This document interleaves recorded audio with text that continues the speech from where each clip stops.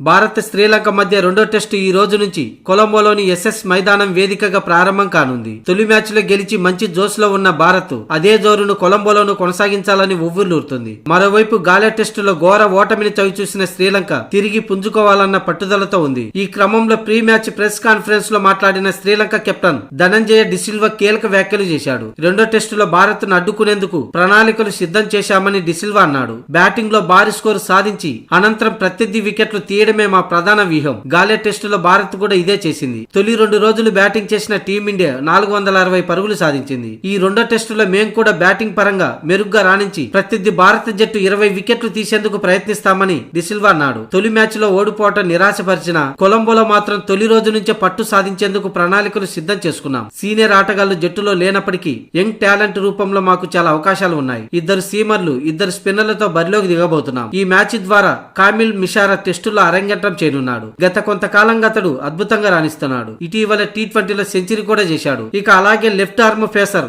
విశ్వ ఫెర్నాండోను జట్టులోకి తీసుకునే ఆలోచనలో ఉన్నామని ధనంజయ్ డిసిల్వా అన్నాడు.